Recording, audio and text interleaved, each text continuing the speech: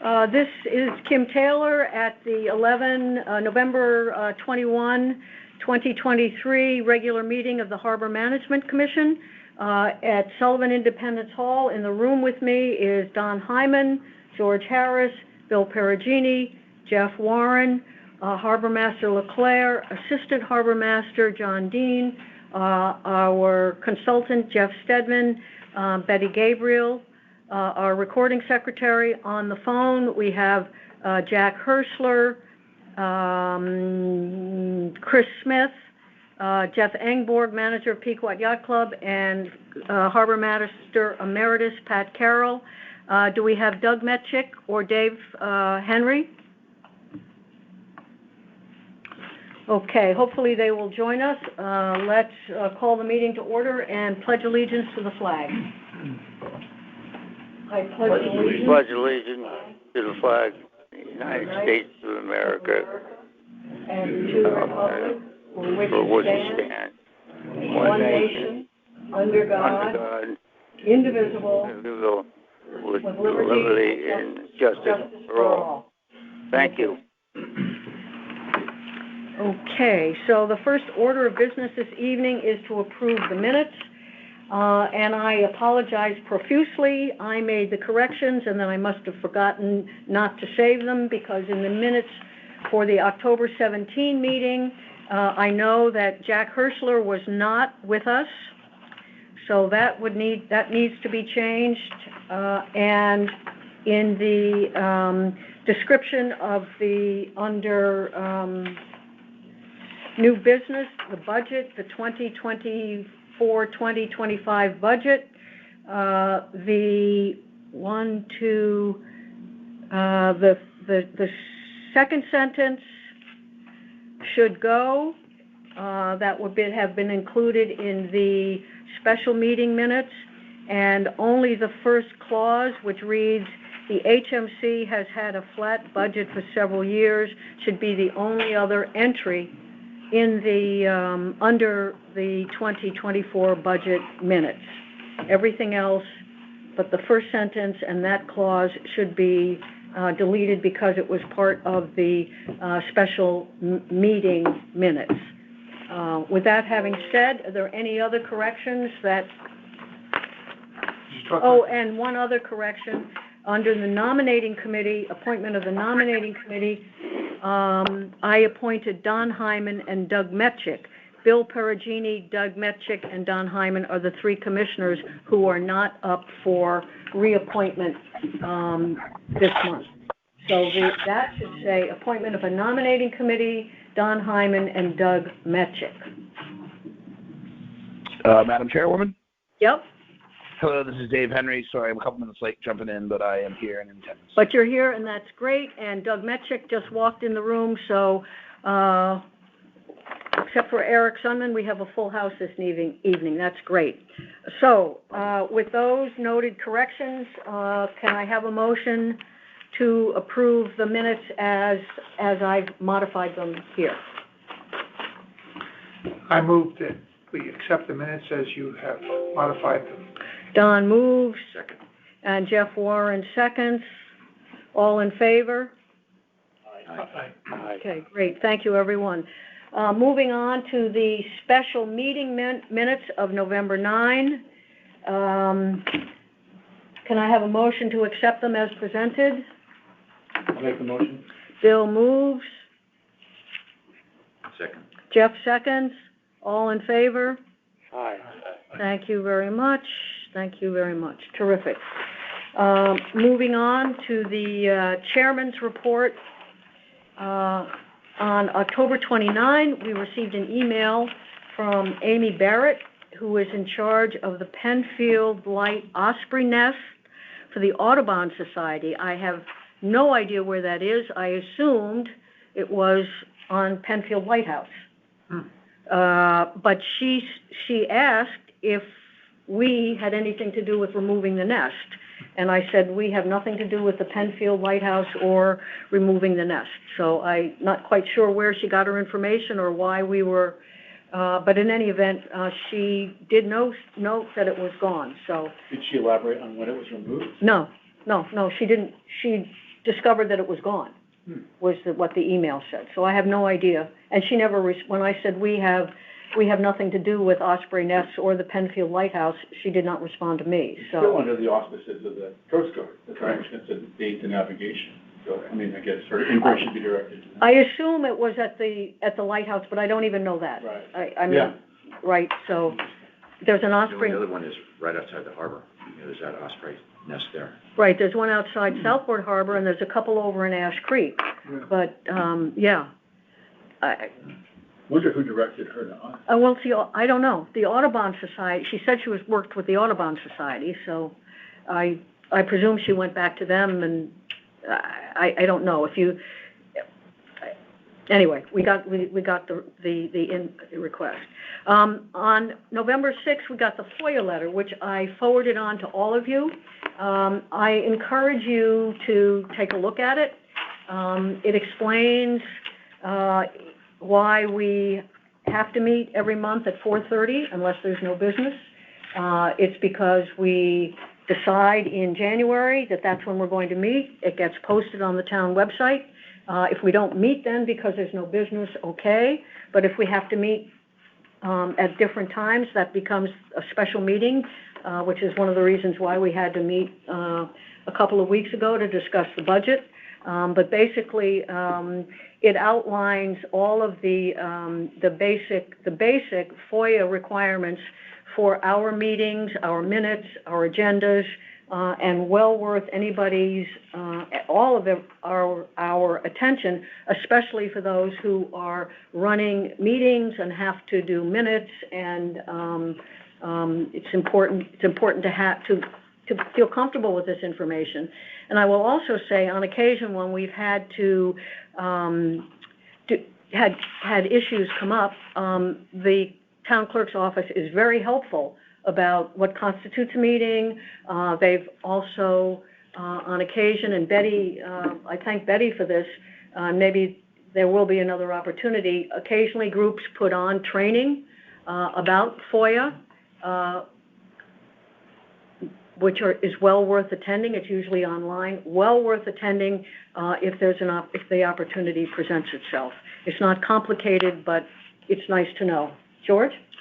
There's a underlined part in here, do not conduct business via email. Correct. Is that for subcommittees too? Yes. So subcommittees are supposed to meet for any discussion? So, anytime more than 2 commissioners get together, you have a meeting. It has to be noticed, and you have to have minutes. So if you have less than 2 commissioners getting together, it's my understanding, it's not a meeting. Less than 3, sorry. It's not a meeting. But anytime you have 3 folks getting together, it's a meeting. It has to be noticed. There has to be an agenda at town hall, and you have to produce minutes. Minutes, according to Robert's Rules of Order, don't have to be what he said and what she said and what her response is. The minutes need to be the basic discussion. Was there a motion? If there was a motion, how did people vote? And what exactly was the motion? Who attended, when you started the meeting, and when you adjourned the meeting. Okay? So any email correspondence could be considered a meeting, and it's a violation of FOIA if it's not noticed without. Well, yeah, if there was a committee of 3 people and they decided, well, it's a pain in the neck for me to get together with everybody, it's so much easier to do business by email, that's a no-no under FOIA. That you need to notice it, you need to do minutes. The public has a right to hear every bit of business that we do, period, paragraph, unless it's an executive session, which she outlines here. But other than that, and correct me if I'm wrong, Brian, the public has a right to sit and to listen and to attend if they wish. And we have the commissioners have no right to exclude them because it's not convenient. Except for like personnel issues and that. Well, that's under the purview of an executive session. And certainly we've had executive sessions here, and the executive sessions are part of a regular meeting, and you announce in the regular meeting that you go into executive session, what the time is that you start, what you're intending on discussing. You come out of executive session, you assert that you've made no motions, that you've conducted the business that you intended to conduct, and then you move on. But again, the public's right to attend and to listen, and even to comment, not necessarily to question us, but to comment, is what we're all about. Jeff? You know, sometimes people will say, well, we don't have a quorum, so why do we have to notice the meeting? But clearly that's not correct, because if you have a group of commissioners together, whether there's a quorum or not, and you're doing the public business, it constitutes a meeting even if there isn't a quorum. And that's the basis behind that rule. More than two commissioners, yeah. And your meeting.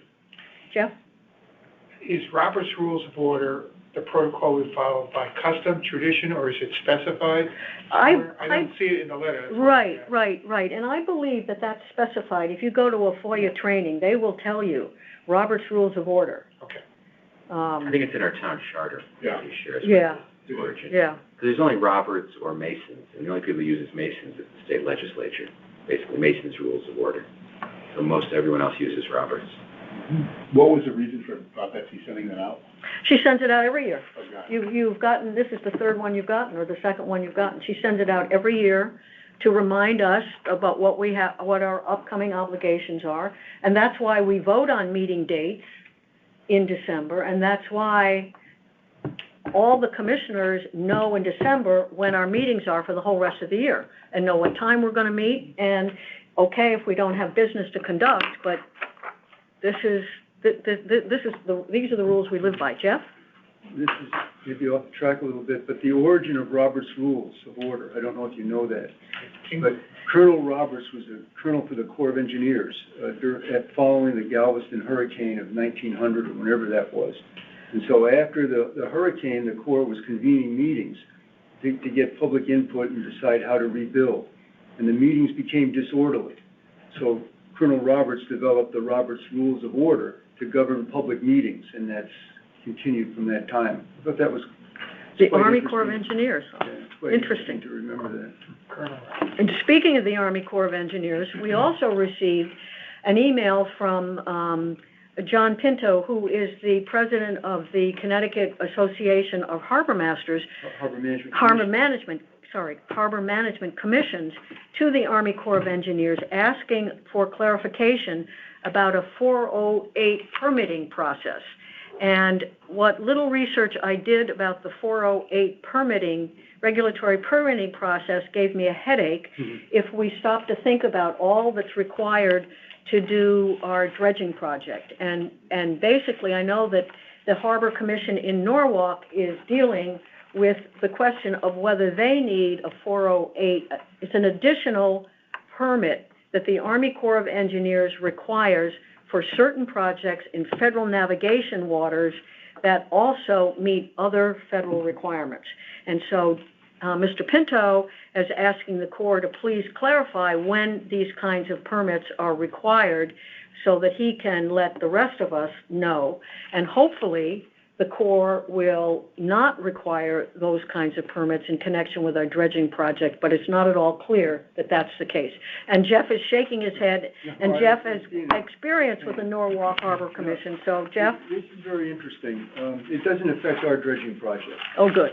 So this is a relatively new federal requirement that if anyone is proposing something that would affect or be nearby a federal public works project, they have to get this separate permit from the Corps of Engineers or whatever agency is involved with that to make sure that the public interest in the public works project is not adversely affected.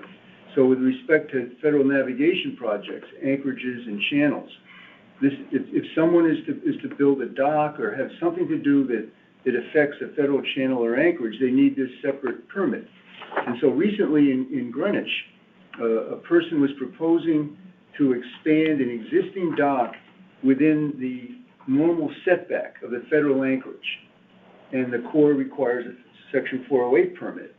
But the Corps also said in Greenwich that they would defer to the judgment of the Harbor Management Commission as to whether the project would adversely affect the navigation project, because the town is the non-federal sponsor of the navigation project. And that holds for Fairfield is the town, is the non-federal sponsor for the project in Southport Harbor, and the Harbor Management Commission acts on behalf of the town.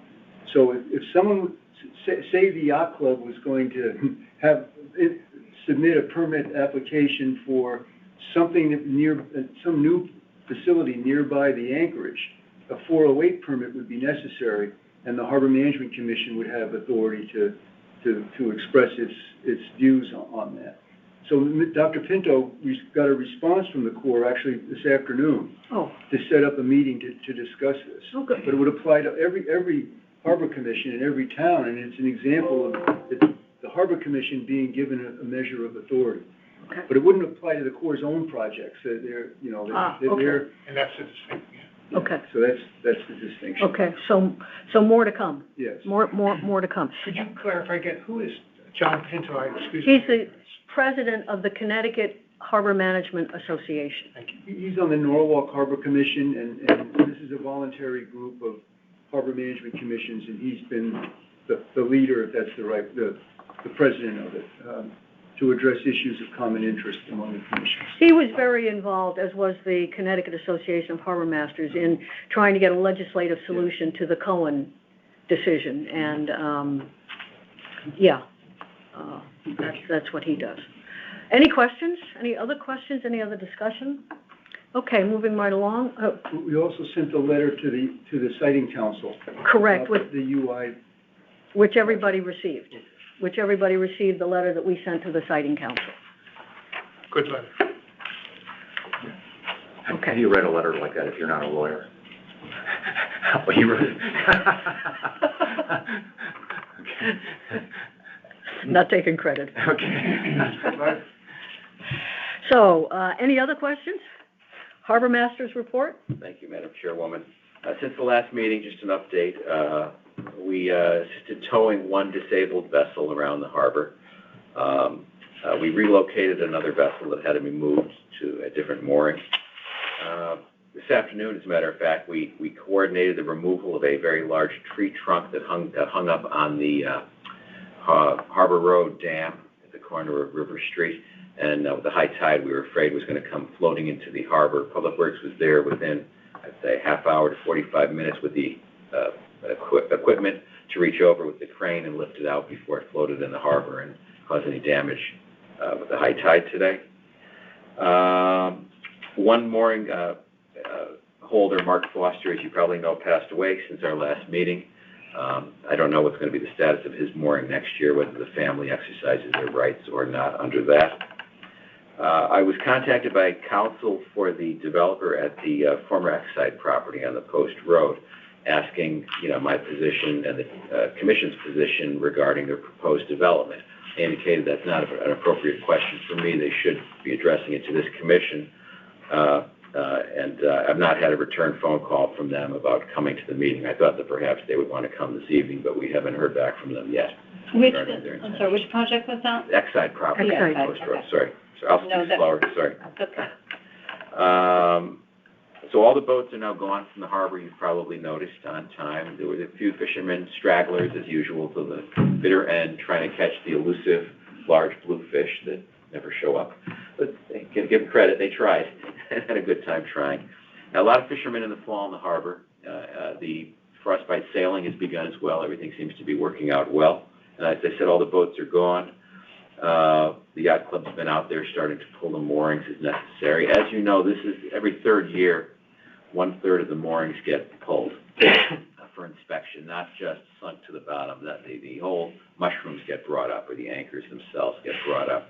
This year, it's all the town moorings on the west wall, the mid wall, the north wall, everything on the sides of the channel, not the helix area and not the north anchorage past the yacht club. But everything else is going to get pulled this year, brought to the yacht club as part of the winter project. I'll go out there and meet with them. They do a tagging as to what they recommend be replaced. I confirm that that's what should be replaced. so that these will be robust enough for the next 3 years, and that'll get done over the winter, and then they all get put in exactly where they came out of back in the spring. So we have a very good system with this 3-year rotation, if you will, for inspection. You know, the helixes were last year. That's where a diver will go down and actually look at those because of the way they're screwed into the bottom. And North Anchorage was the year before when they all got pulled. So that's part of the process. Anyone's interested in seeing what the hardware looks like, let me know. I can meet you at the club at some point over the winter on a nice day, and you can take a look at what mushrooms are and how they work and how the whole chain and rope structure is set up that holds our boats in the harbor. John, Dean, and I attended training, was it last week or the week before, from Online Mooring. It was an all-day training class for the software. We are now certified online. Do we get our certificates suitable for framing yet? They're giving us certificates that we've now been trained in online mooring and management of the software for the harbor. And they're growing. Online mooring seems to be getting more and more clients all the time. I know, Jeff, you said another town in Connecticut just picked up in our Fairfield County? Yes, and I mentioned to the town of Greenwich that they're starting to apply that online program, but that they could call you guys if they needed some advice or assistance. I don't know if anybody's done that yet. Not yet. And probably the best feature I learned that I didn't know is it's been a struggle running registrations of vessels because DEEP is several years behind on the paperwork getting me and other harbor masters authorized under the collect system so we could call the emergency dispatch and have a boat number read. Fairfield Police are somewhat limited as well in running registration numbers. That's not the same as the car system, so they don't have access to it. So Online Mooring blurted out that on our phones here, I can just go into the app, run any Connecticut or New York boat registration, and get an instant response. And I tested it, and it's perfect. That's exactly the tool we need when you have a vessel. Whose boat is that tied up incorrectly? Whose boat, you know, and right away we get the information I need about any boat. That's great. That's a great feature they've added to the site. Is that, though, through the state police website? I don't know where Online Mooring, how they've gotten into this. Because that was a requirement that the state police database for vessel registration would be available to the harbor masters, but it wouldn't provide all of the information that's in that database. It would provide certain information limited to what your authority is. That's that collect system yes, the police officers have. And I filled out the paperwork when I was appointed 2 years ago, and they've yet to process the paperwork. They're so short staffed. Wow. So it's tough. A few times this summer I've had to find out whose boat is this that showed up in the harbor. It's either on the ground or it's, you know, something's wrong with it. I had one taking on water and I couldn't figure out whose boat it was. That's crazy. So I rummaged through everything on the boat because it was, and finally found enough identification information to see who it was so I can call him, tell him his boat that he left there is sinking. So now with Online Mooring, it's much nicer. Right. And you do it right from the field. So that's you know, it sounds nerdy, but that's a cool thing. That's really, that's really made me excited. So I don't know if you've all seen the new website for the town of Fairfield they rolled out. I think you should take a look at it. Right. Because if you look at let me get it here a second. I'm going to show you the home landing page for the town website is welcome to the town of Fairfield with our harbor. They took a beautiful picture of Southport Harbor, and that is the home page for the town of Fairfield's website now. Right. Is that one of your pictures without credit? I hope not. No, but I might bring that up later on because this is looking partly over the Southport Historic District. And the UI proposal to put these monopoles, when you superimpose that on views like this, they tower over the tree line. So clearly adversely affect the scenic quality and the National Register Historic District. So anyway, that's something we. So I thought that was kind of cool that's a picture of our little harbor that we love. Isn't that Sasko Hill in the back, though? Yeah. If that is, then that wouldn't be, but the other view the other way. The other way. So over the harbor shows where the historic district is. So two other items that came up. So in the off season, I'll tell you first what John and I will be doing. You know, I have to get the software ready for the infamous December 31st close off and the January 1st, you know, time to, you know, get your registration in for next year. So we're in good shape. Every boat has it mooring. It's all been assigned. Everything's clean on the software right now. So it should, knock on wood, be flawless that at December 31st, an email goes out, you know, early morning hours telling you it's okay. You can now renew your registration and your waiting list spot. So it worked fine last year, with no issues. The one thing I'm going to do on the off season as well, I discussed this a little with Jeff. There used to be a harbor master association in Connecticut, a group, and ever since I've been appointed, they haven't had a meeting and nothing's happened. So I'm going to take the bull by the horns over the winter and see if I can organize a meeting with these ladies and gentlemen. And I think it's good to get the 30 odd of us together, whether it's in my office in Milford or virtual and my office. We have a big video conference room just to talk to folks about what issues you're having, what's going on. Get someone from deep there as well, so we can, because we are one common group to talk about how we're handling things. Great. Together, so. That's a good idea. And then we'll have some spring events coming up. We're going to be having a fishing event at Yee Yacht Yard. I'm going to invite some commercial fishermen and outfitters, if that's the right word, just to talk about fishing, to show folks, if you ever want to learn about fishing in the harbor or fishing in the Sound, come on down. People like me know nothing about fishing other than what anecdotally we learn. It'd be kind of interesting to learn about education to people as well as teaching them some more. I've also gotten from DEEP, I requested and got a number of stickers, reflectorized stickers to put on kayaks. So, or dinghies or non-motorized, non-registered vessels. And I'm going to ask Justin if we can get people on all the kayak racks in Southport to put them on. So in the event we ever do have a floating kayak, one of the fears is that there was a person on the kayak before it started floating out of the harbor somewhere, and then you have to start looking for a person or trying to figure whose kayak is this. Is someone in trouble somewhere out there? They fell off and the thing took off on them. So this way there'll be a name and a number right on it, so we can quickly, us or the Marine unit, finds a kayak we know if it washed off the beach, a rack, and then instantly contact the person. Great idea. So we have beautiful stickers we got. We're working on that. Two other things that came up, which we could talk about now or at the appropriate time if you'd like to, Madam Chairwoman. I got two requests. One was by a Fairfield resident who has a commercial captain's license, a 25-ton license. And he said, I want to ask you about commercial fishing in Southport Harbor, commercial fishing vessels.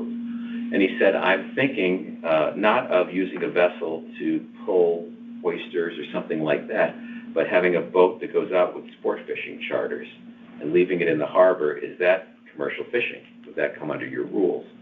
And our rules talk about vessels used for licensed commercial fishing purposes. And I haven't heard back from DEEP yet. I have to coordinate with them what kind of a license one needs. I think you do need a commercial license to operate the vessel, and then your vessel has to be registered special as a sport fishing vessel. So that may be something, I don't know if we have any history with that, of how we interpret commercial fishing vessels. If in fact someone can, and why this is important, under our rules, you probably know, you can jump the list, the waiting list. If you have a commercial fishing vessel, you get a priority, just like certain riparian property owners would get a priority. So you would not have to wait the 10 to 20 years to get there. You can come on the top if you're a commercial fisherman. So that's something, is that commercial fishing using your boat for charter purposes as a commercial fishing boat? That's the intent of this. I don't know. We have to... DEEP's guidance on that would be great. Yeah, someone asked them how they would interpret this under their licensing. And then I'll get back to you next month. We'll talk more. Okay. It's not urgent. Okay. The other one is I got someone contacted me. I'm sorry. Just on that point, because I've done a lot of work with the International Game Fish Association and recreational fishing. I think it's the difference between for-profit and not-for-profit. But if it's commercial fishing, I don't think it qualifies for any records or any of the other sport fishing prizes or competition or things like that. So it's a charter? Yeah, well, they have these fishing boats, and you can call up and rent the boat or charter the boat with a pro to go out there fishing. They're kind of like what the Middle Banks, the one from Captain's Cove, that big one on a smaller scale, whether you're bottom fishing up or walk or going out further. I don't what they're looking for. Yeah. The question is, does that meet the criteria as a charter? No, I think the question is the fish used for business profit or not the fish? Oh, the fish itself, not, okay. Not the vessel. Interesting. Because the vessel would be for profit. That's what I'm The saying. business is for profit. Yeah, I mean, there's tons of charter vessels, so I think it's about commercial fishing. Where the fish go. If it's the business of selling fish for profit or harvesting fish or whatever, versus recreational would be for competition and Right. Interesting question. Yeah. It's an interesting Of course, I question, get all the interesting questions. and DEEP's guidance would be good. Yeah. So I'm working on that. The next interesting question is, I was contacted by someone who would like to plant a tree in our harbor. So, for the holiday season, they would like to take a float, basically similar to what the yacht club uses with the markers. If any of you have been out there sailing, you know they have, it looks like a pallet with flotation underneath it, with an orange construction cone with the letter A, I think. That's one of the marks the club will use. Well, this is not the club, this is a private individual who wants to do something similar with a small, maybe 3x3 float with an solar illuminated Christmas tree on it in the harbor somewhere off of Perry's Green. Other towns do this, you know, there's various Christmas trees, and like I said, I was just in Myrtle Beach, they put one up in Myrtle's Inlet at the end of their dock. They have an elaborate tree for the holiday season. So that was the question, can this person put out to float, anchor out there a Christmas tree for the holiday season?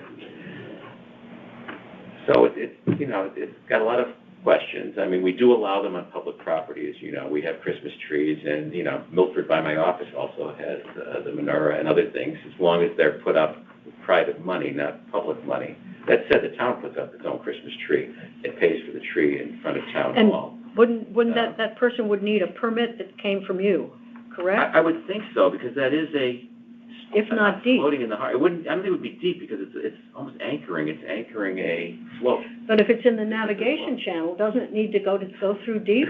Be in the mooring area. I don't think in the mooring area. In the mooring area. That's a very good question. I get great Yeah, I know questions. somebody does it in Sarctic Harbor in Westport.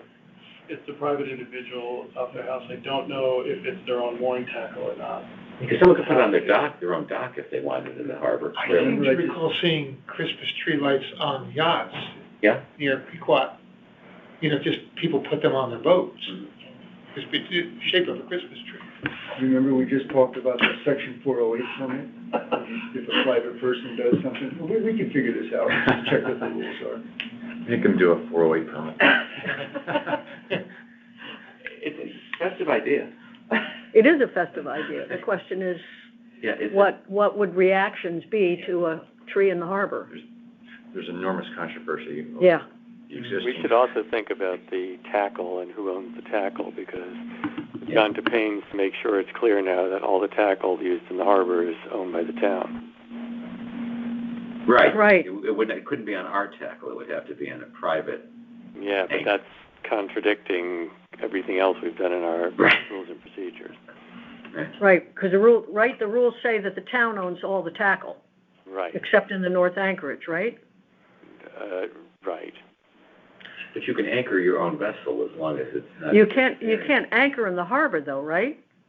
You have to have a permit to anchor. You have to have a permit to be on a mooring in the harbor. Right, you can't anchor. We don't allow anybody to anchor. I think that's in the. Actually, it's transient. Transient, but this isn't. Transient, but that's regulated by that's town tackle, I believe. That's right, it is town tackle. It's town tackle. This is also not a boat. Right. Coming to That's visit true. us. So that means a distinction. It's just not clear because we didn't anticipate this in our rules and procedures rewrite. No. Right. But it's pretty clear that all the tackle, and I don't remember exactly what section it is, but all the tackle is owned by the town. Right. Outside of the North Anchorage. Right. I don't know. And the only other question I guess I would have is whether there's any is this an appropriate use in a federal anchorage? I brought it up. I agree. There's parts of our harbor that are not in the federal anchorage. Right. That right. We could avoid that, but we still have the tackle question to just be clear about. We have the tackle question, which we own. The other question is, you know, the yacht club has races there on the weekends, right? Right. Frostbite. They could be one of the marks. Mark 1 is the tree. Mark 2 is the Frosty. The snowman statue or the reindeer. And then if it's considered a religious thing, then you open up a whole can. A whole can of worms. A whole can of worms. I agree. Similar concerns with what? Similar concerns with Sherman Green and Polish with Parks and Rec about a year ago or so. No knowledge There's of Pirelli. distinctions between mangers and trees. I don't, Well, that's interesting, because remember, the town used to always have Nello Ciccarelli. They allowed him to put his manger up, but he had to remain there. he had to remain there the whole But time. then across my office in Milford, there's a manger set up every year, right in the middle of the green, not far from the Christmas tree, with a little plaque saying, not paid for, sponsored by the city of Milford, erected and paid for with private funds. And that's been there for 20 years. My office has been there probably. Every year some family comes and sets it up, so I don't know what its difference is.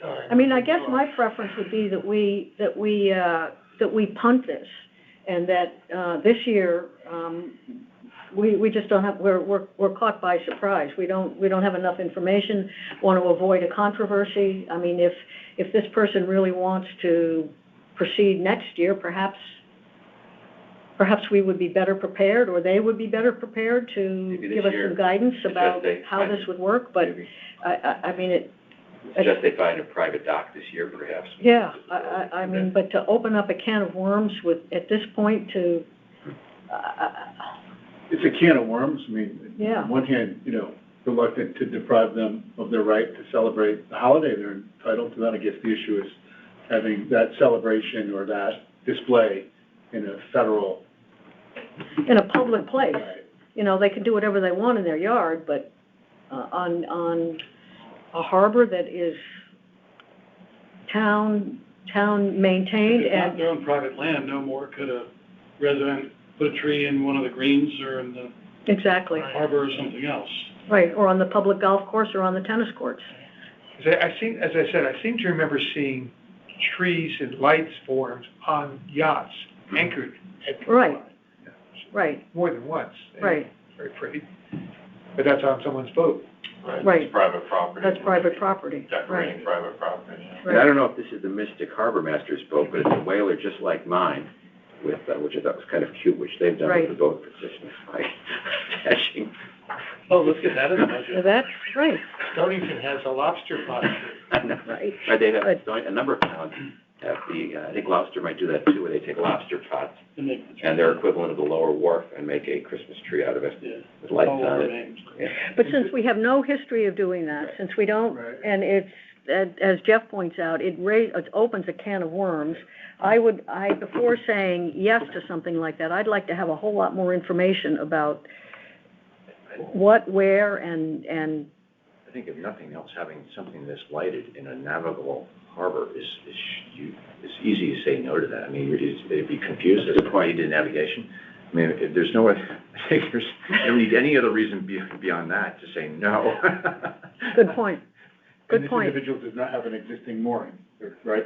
We Well, the don't moorings have are- mooring rights for the season anyways. Any boat I would order out for the year, Oh, right. regardless of whether the moorings are pulled. They're sunk if nothing else. You can't fish out moorings in the winter and tie up to we don't have winter moorings.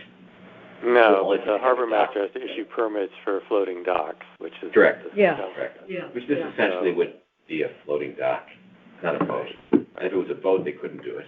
Right, It wasn't anticipated that floating docks would be in the water in the middle of wintertime either, though.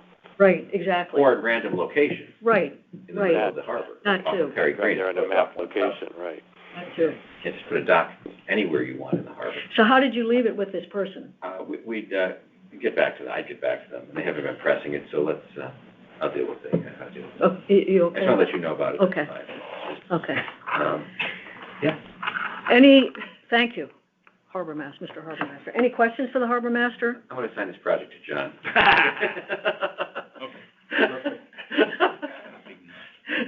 Thank you for your report, Brian. I just want to note for the commissioners that Mark Foster's passing was very, very sad. Mark was an 8-year member of this commission. He served as vice chair, member of the mooring committee, member of the update committee, and at one time, one year, we even moved the start time for the whole year to a later time to accommodate Mark's getting off the commuter train, so that he could get to the meetings before they started and not walk in halfway through. So he was a very valuable member of this commission, and his passing is very sad, and lots of people will miss him. Might we maybe take a photo of the harbor and put it in a frame and maybe with an inscription and give it to his, To Carla? That would be family lovely. members. Great idea. That would be wonderful. We can do that. That would be wonderful, Jeff. That's a great idea. Yeah. That would great be, idea. that would be wonderful. When did he serve? He served with the first 4 years that I served, so 16 to 20, something like that. Fairly recent. Yeah. He was Young vice guy, president. young too. Yeah, he was vice president during COVID, the first year that I was chair, he was vice chair. And, very, very, very, very sad. When Mark spoke, you listened. In any event, moving right along, we have 2 commissioners who have to leave in a few minutes. So could we make the nominating committee report our next order of business and get on with that? Because Doug, you have to leave, right? Yeah.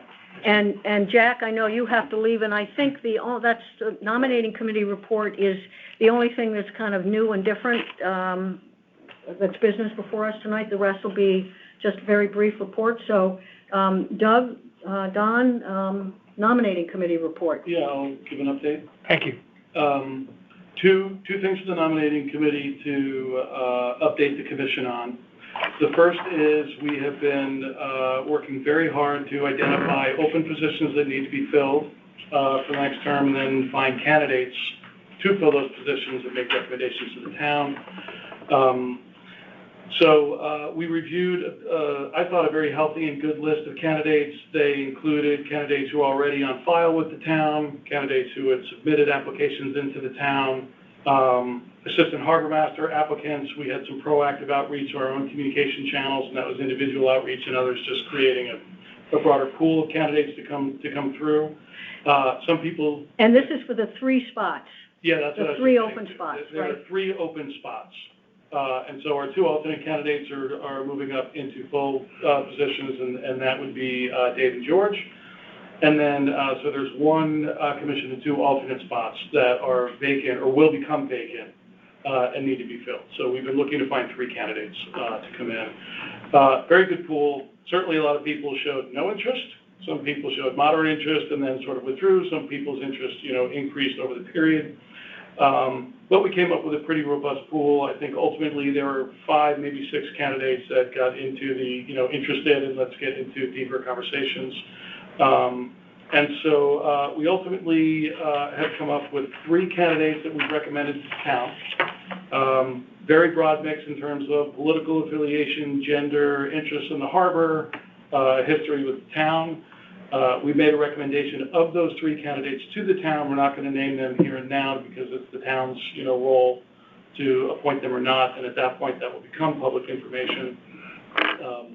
But it's a good mix, and they've been submitted to the town. I believe I can confirm they've been submitted to the town. That's correct. And so now the schedule is on the town, and we would expect the appointments to be made according to the schedule in December. There'd be 2 meetings. I think it's the selectmen and then our TM, following by a few weeks. Could be as soon as the end of September if the meeting schedule goes according to its schedule. You don't mean September? December. Did I say September? Yeah. December is what I mean to say there, yeah. According to the schedule in December. And so that's where we're at. So when you say that the candidates' names have been submitted to the town, you mean the first selectwoman's office? Yes. Okay. Would there be an opportunity for any other candidates who so far haven't been aware of this to submit their names as well?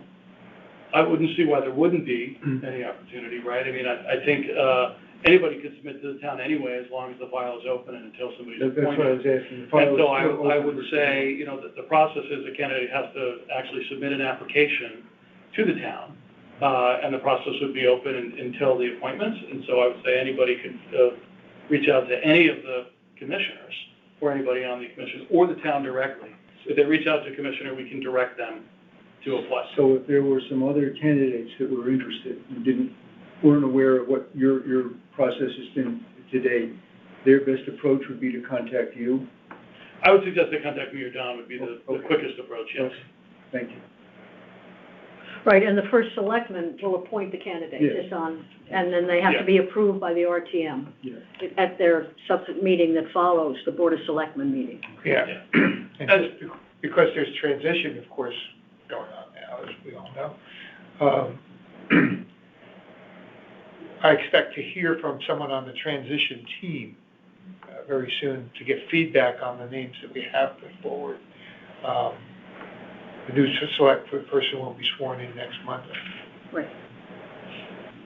Kim, it's Jack, I'd just like to recognize the. But, whoa, just a second, Jack. Betty? It's on the town's website where you can go in, they're open, Right. different boards or commissions have certain vacancies, and people can just go in and apply right there. Right, Yes, right. It's available online, and the application has to be submitted online through the town website, and it's publicly available today, it's live. Right, right, and anyone, Submit it directly, but not through our commission, they could go, right? Exactly. Either way. The commission Either way. doesn't submit the application, the individual submits the application through the town's website.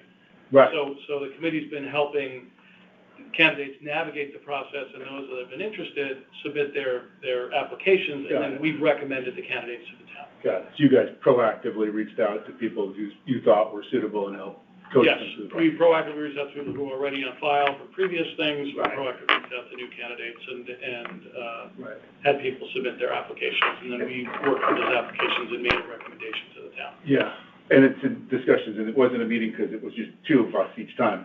But in my discussions with each of you, it's my understanding that not everybody who applied for our deputy harbor master position was reached out to, correct? Yeah, I don't know whether we talked to everybody or not, because I don't know the depth of the assistant harbor management position or not. Don, maybe you know that more than me. No, I don't think I think we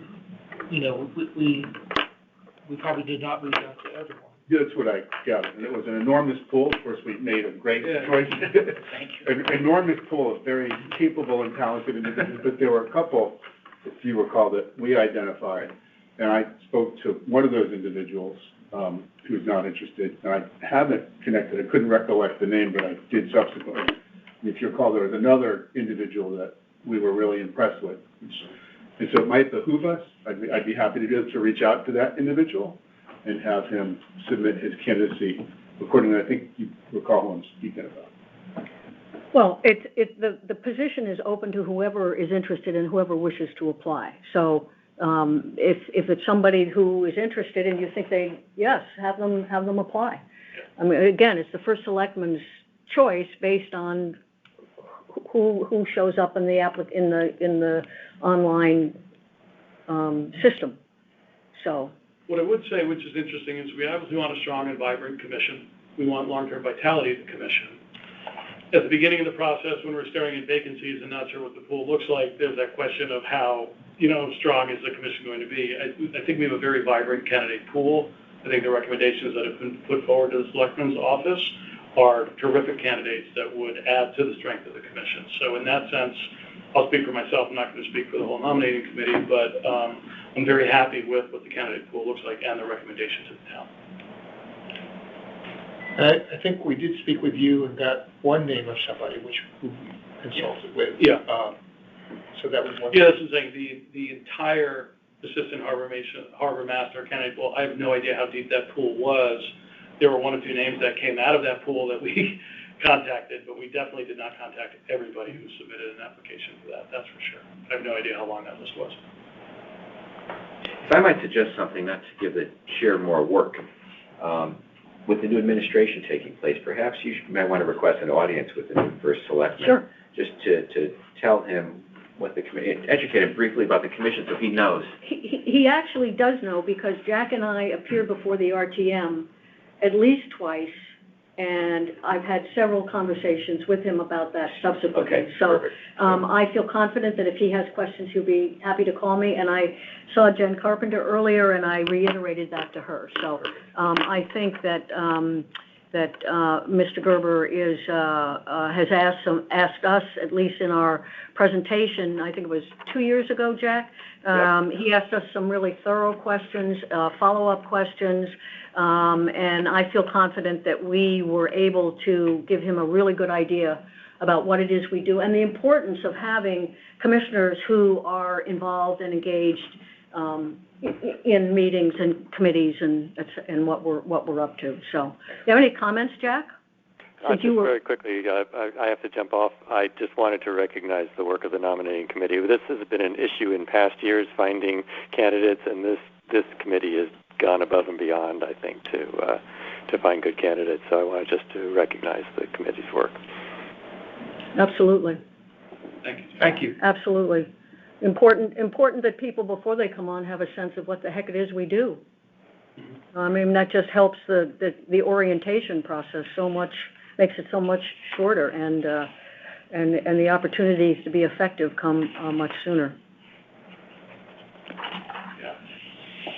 There's a second part of an update I'd like to give, just moving through. So that's in terms of candidate applicants and recommendations. A second task that we've been working on as a committee is to recommend 3 officers to the commission going forward. And so the nominating committee is recommending 3 officers to the commission as follows. It would be Don Hyman, George Harris, and Bill Perugini in the positions of chair, vice chair, and secretary. Okay. Excellent. Thank you. Can I have a motion to accept the recommendation of the nominating committee? I'll make the motion. Can I have a second? Jack. I'll second. Jack seconds it. Any discussion? Any discussion about the slate of officers? With no discussion, let me have a vote. All in favor of accepting the slate of officers proposed by the nominating committee? Aye. Aye. Can you please clarify the positions? Yeah, Don Hyman, chair. George Harris, George vice chair. as vice chair, Bill and as Bill as secretary. And we had a motion, we've all voted? Yes, all in favor, one more time? Aye. Aye. Okay, passes unanimously. Great, super. Nominating chair, great work. And congratulations. Thank you.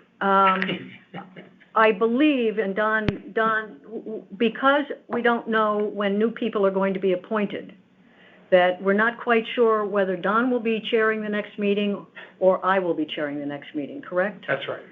Because there's ambiguity here until both the selectmen and the RTM finalize the process as to who our next members are. Right. The other thing we talked about as a committee interim is once the new commissioners are appointed and we're moving forward, we thought it'd be a good idea not to conduct any business, but to have some sort of a social event among the commissioners of the Harbor Management Commission where we get together somewhere in town, preferably in Southport, maybe raise a glass or break some bread.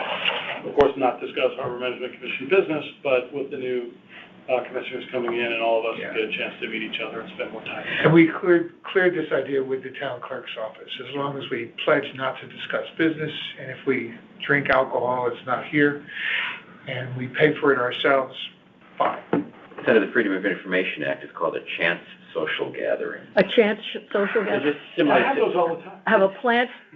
Similar to if we had a Flair Day or a, Pat Carroll's birthday where everyone shows up and suddenly you look around and you have, heck, we got the entire commission here.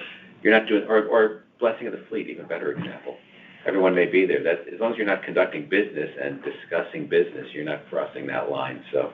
I think it's a good idea to say hail and farewell to those who are leaving and to wish them the best and thank them and to welcome the new people that are going to be coming in and say hello and welcome aboard. Get to know each other a little bit. Well, it'll be. If we're not on Zoom, let's take advantage of it. Right. Or, hey, we were never on, the commission was never on Zoom, it was phone. Yeah. And that was brutal. So at least we can gather around the table here and see each other and discuss things face to face rather than over the telephone lines.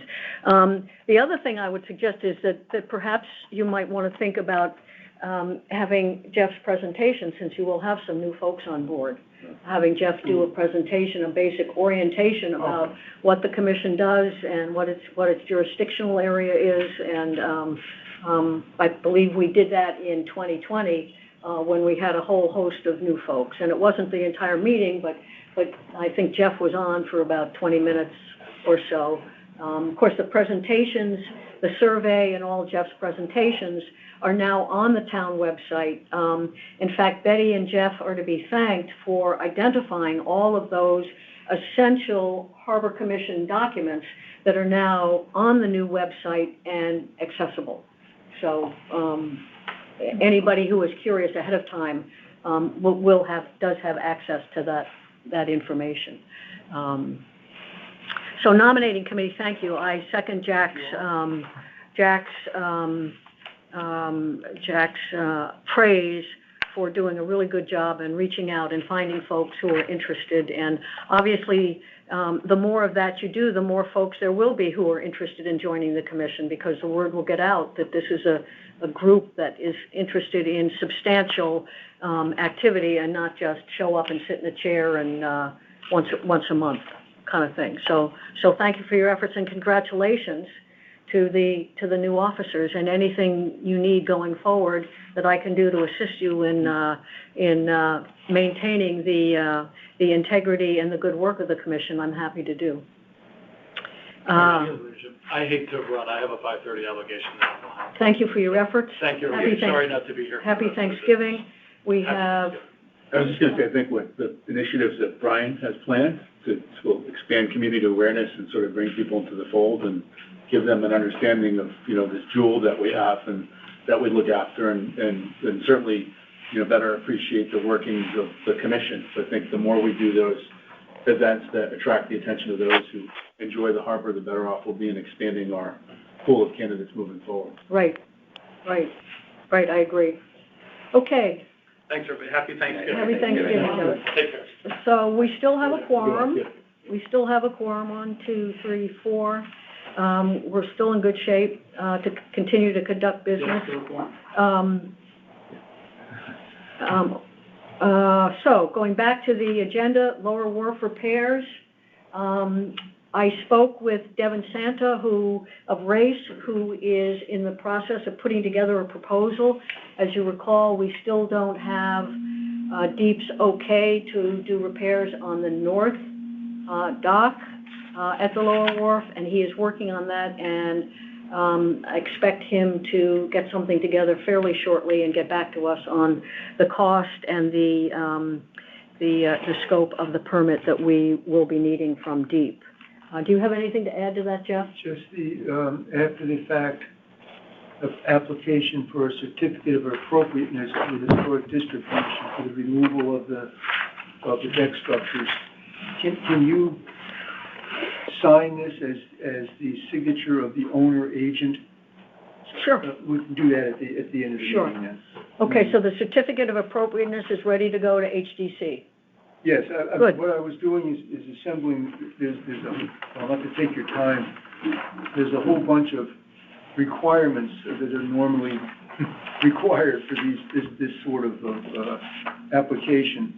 So I put together what I think are appropriate to what we've done, which is the permit for the restoration, the background information of the project and the commission's involvement, and also the photos of the damage that occurred after the storm of last December. Great. So hopefully that will be sufficient to move things submit. Yes. Yeah, to meet HDC requirements. Any questions? The funding part of this is still very unclear or unknown. Correct. The funding. But the RTM did, I believe, allocate 20% of what we thought was going to be the total cost of the project, which the 20% would be the town's cost share, presuming that we would be able to get a grant from the state of Connecticut for the total amount. I'm not sure they allocated, did they? I thought they approved the idea. All right, we'll have to check on that. Yeah.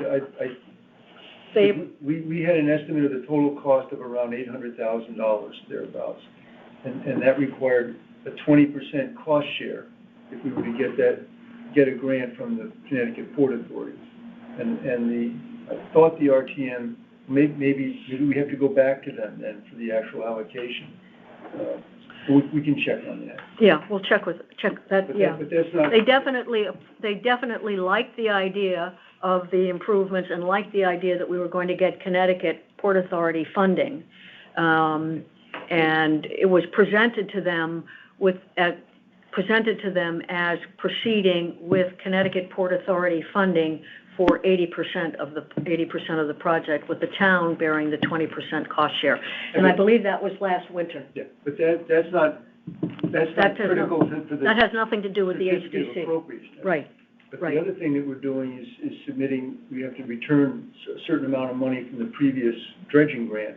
Correct. To the Port Authority. So I'm trying to finish that up, and I talked with the executive director of the Port Authority today.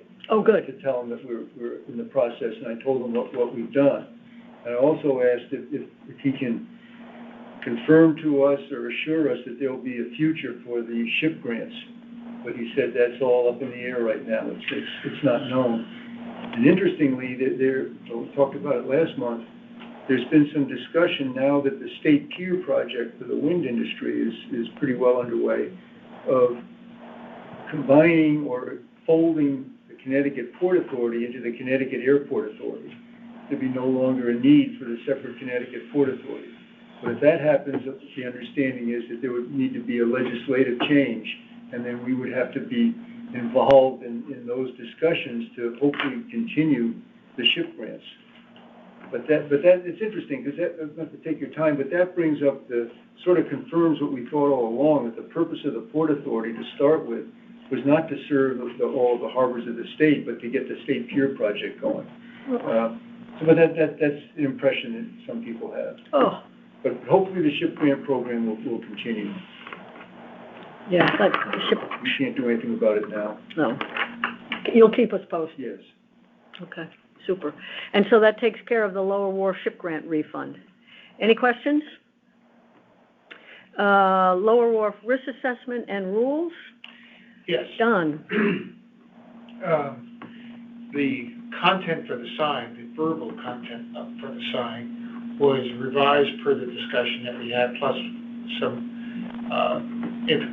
a version of it that doesn't metric set, which you also, a condensed abbreviated version. That was shared with Peter Ritchie, our risk manager, and it kind of stopped there, because that came about the time that there was a change in government here, and who was going to approve it, the old present town attorney or the next town attorney, and efforts to get in touch with Peter to find out who was going to bless this have not been successful. He has not responded. I think that whole area is kind of plagued by ambiguity as during this transition right now as to who will bless the content for the sign. However, the design for the sign has moved forward, and George has been very active there and gotten. I reached out after our last meeting to two more sign vendors that I found online and got prices.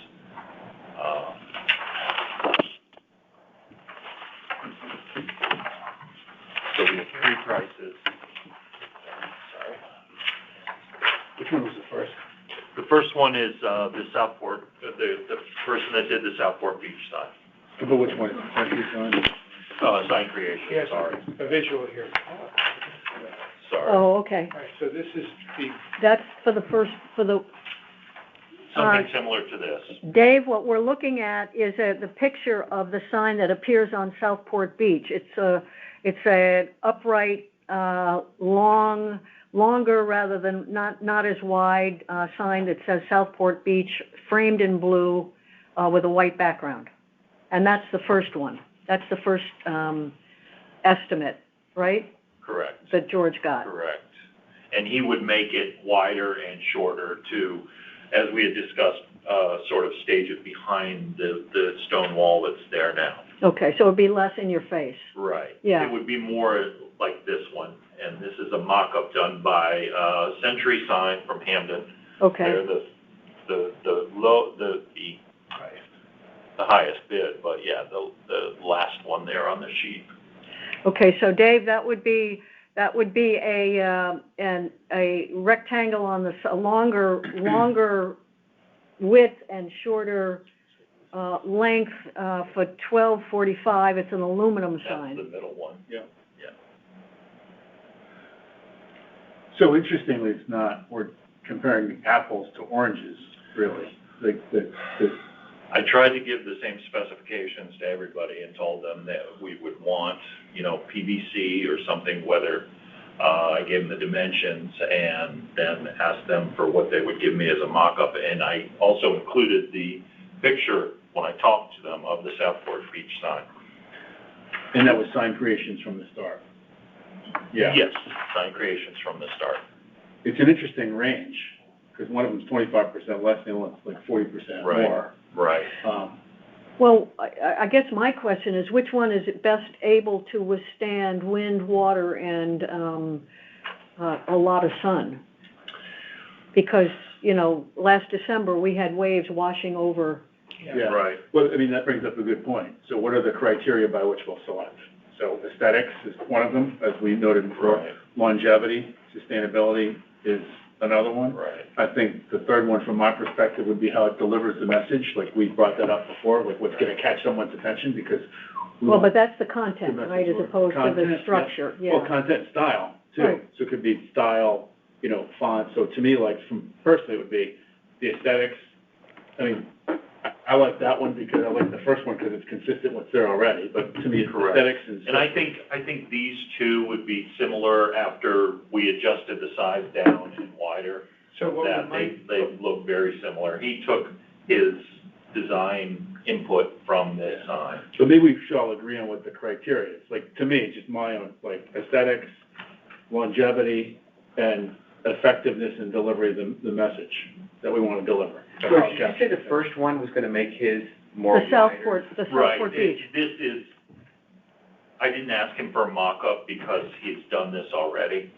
So he may be able to make his look like this. Correct, he would. He verbally agreed that he would make it wider and shorter. And this to meet our- sign, as you know, is in place, and has been in place for a few years, and seems to hold up Yeah. quite well. What we wanted to do was to make this sign with this kind of dimension, so it was lower, but the same material, so, because this seems to be proven to Right. withstand, the elements. Do we want to make it lower, though, with that? Yeah. Yeah. We talked about that because we didn't want to obstruct the view from walking, and we wanted to make it a little lower, not a lot lower, but just more kind of lower and wider than taller, obstructing the view. We thought, and I think 42 inches was the height of the pillars on each side of the opening there now. And how tall is this one? I think That's more like 6 foot right now. But Well, as that's it- not what he's proposing. He would make it to these dimensions. Sure. That's just the material. style that he would use. The Well, idea was to make it And shorter. the deed doesn't want anything that says nothing to obstruct the view down there. Yeah. So this. So we need something that's relatively So low. it might be that the choice could be these materials used this way, Right. because it would be, we know that this holds up, but this is lower, it doesn't obstruct your view. Jeff? Just remind you that the Sasquatch group is gonna have to look at this.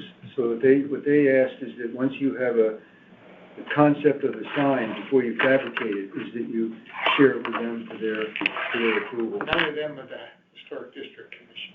Yes. So the difference between the first two, basically, the same sign, except the design is included for the $200 more on the first company, and you'd have to add that in for the sign shop? Correct. But it looks like they're specking the same weatherproof PVC. Oh, no, I'm sorry. The second one is this sign.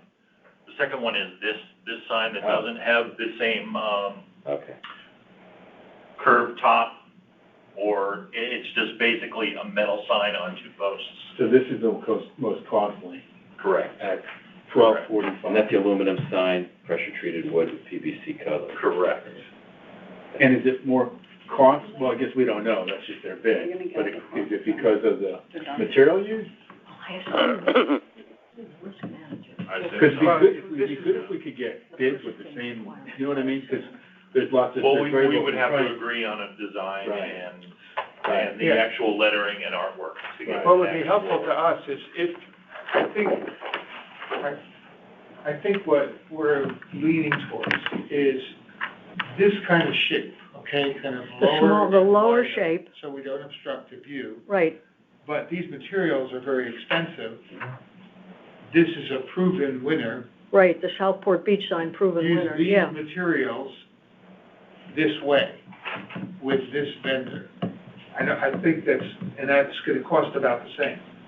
Yeah, it should, I mean, I would think it would be roughly, well, depending on what the bid Yeah, is. $895. The The Southport Beach sign is $895 with. Correct, created that sign, will do it in this dimension. So, I'm assuming that Peter Ritchie or somebody in the town will advise us about whether or not we have to go through purchasing, and whether or not we need to get 3 quotes for each sign, or 3 quotes for the sign that we, or some number of quotes for the sign that we ultimately Yeah. gets approved. He has suggested, I think I recall that coming up in an email conversation. Okay. But I haven't been able to speak face to face with him or on the phone. Okay. It's been frustrating. Very frustrating. I don't like the idea of aluminum around salt water. No. Yeah. Because it oxidizes, and the other thing is if it's dense, it's a permanent. Yeah. Yeah. If you need another quote, I know another company that, has done work for the town. You know, I like the fact longevity is critical, I think, and so it's tried and proven, that one design. But I think we need to get aligned on what we deem is most important, right? So we want to deliver the message, that's critical. We want to blend with the aesthetics, and we want something that's not going to be dented or that's going to rust. Right, And that does not obstruct the view. and can't obstruct the view.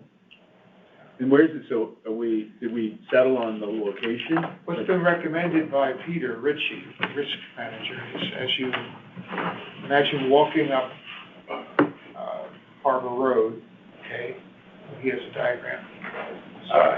Where you enter where the rock wall is. So there's an opening in the wall up there. There's an opening in the wall, there's 3 just large boulders there. Right, And we were thinking that the sign would go, Don suggested this over on this side because this is facing south and the wind and waves would be coming from that direction. I mean, in fairness, in a way, we want to obstruct the view because we want to call attention to this, Well, right? no one will miss it, but we. right, but we don't can't obstruct the view, that's in the deed. Yeah. On the wall. That's I guess in the it's deed. all relative, like, it depends on your height, your line of sight. No, it says no more than, I think it says nothing higher than 3 feet. Oh, okay, so not more than Yeah, 36 inches? yeah, it says it in the, Oh, I believe, I wasn't aware of I that. believe it says that, does it not, Jeff? It says nothing, It says no shrubbery, Oh. trees, or other plantings okay, shall be permitted which are higher than 3 feet. It all depends on your perspective. forget what I said. It's about trees and Yeah. plants. But you know what I mean? Because it depends on your height, your vantage, which way you're looking. Right, This but- Well, sign is about. but, This sign, the purpose of the sign is to satisfy the deed restrictions. right, It's never been there before, but the deed states that this wording has to be on there. It also, covers the town's liability risk, having a sign there to say that, I forget what the wording was, but, no unaccompanied minors, stuff like that. Yeah, we do want people to read it and notice it, and I think they will. If they're walking through that gate, they'll have to see it, Tim, if you want to, but that's. I would advise against Guys making that are it too big. watching to look. So it looks like now. Yeah. well, that's where it would be, right? If you put it between the rock and the wall, so if you're walking up from the yacht yard, you're kind of looking at it when you're walking in, right?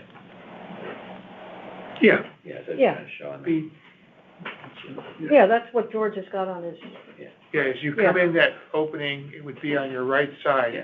That way Right. the back would face the wind and water, and it would hold up a little bit better if if you have all that PVC facing the wind and water, it's not gonna last as long.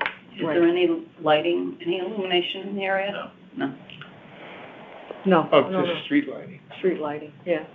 So, but where we are is we're waiting for the approval from the town attorney for the words that go on it, and then presumably somebody in the risk management department will give you a handle on whether or not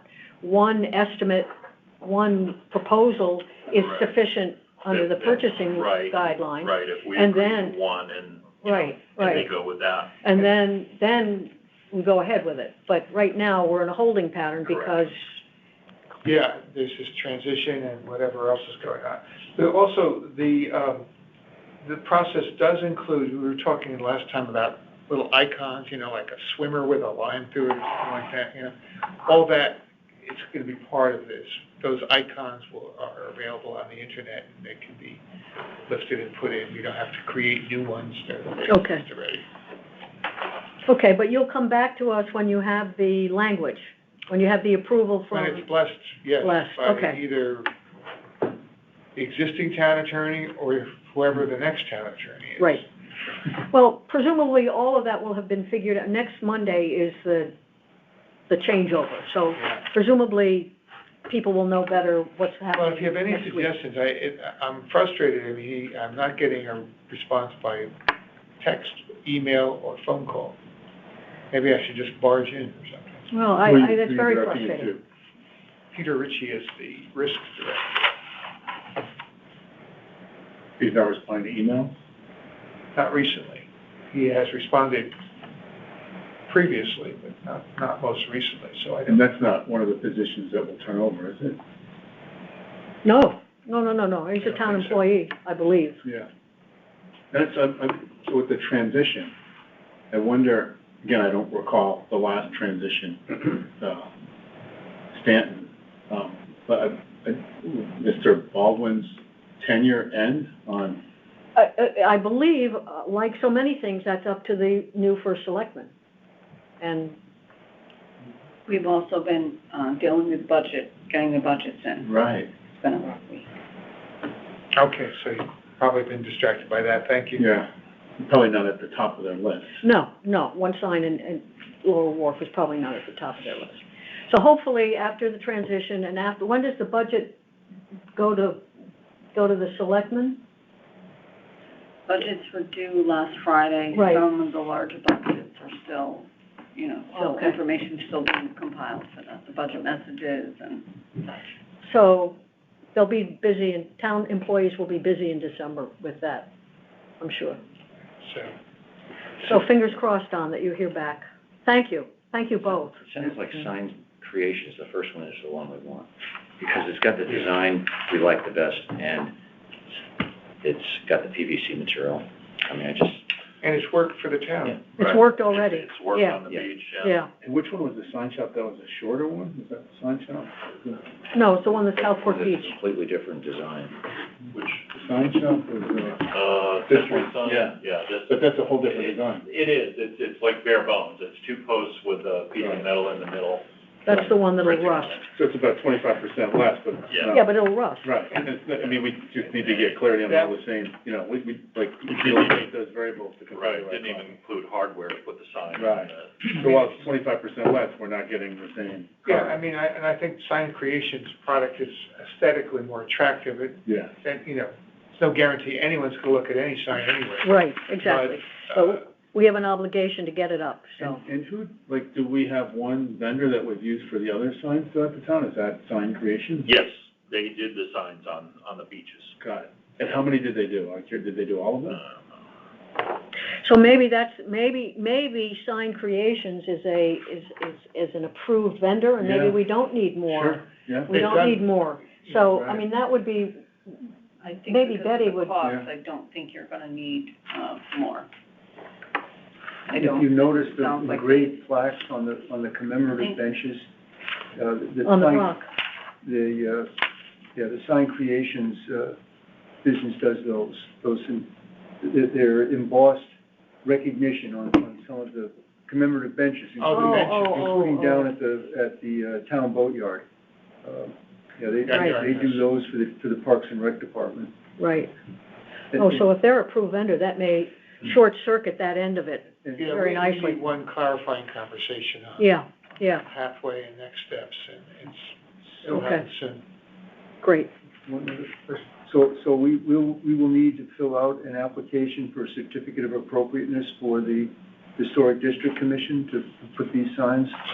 I contacted the HDC and he sent me his, guidelines for what signage should look like. And these all meet those requirements, to be appropriate for the area set and so forth. I don't know town-wise, Southport-wise, whether they have to approve it or not. I don't know that. I think, do I recall an email where he said to you, when you have your design, let me know? Correct. And then Yeah. we'll talk to you about Right. next steps. But we had reached out, after you asked me to reach out to him just for his input. And that's when he sent me their guidelines. So maybe after Mr. Ritchie and you guys get together again and the town attorney blesses it, maybe certainly a picture to Sasquatch is appropriate, as well as to HDC, and just let them Share it know with them, sure. what's going on. I know Sasquatch wants to look at it. Right, well, definitely has to go to Sasquatch. Sure. Yeah. But they don't have Absolutely. veto power on this, right? Say what? They don't have veto power. Oh, no, yeah. They're not gonna be able to tie this up. I hope not, but, they contributed money to the purchase of the But lower wharf, the so. deed specifies Sasquatch as being the interpreter, or whatever the proper term is, of what's allowed on the property. So, let's see. And We'll just go with it. Would Just go with it. Sasquatch have approved the sign that's on Southport Beach?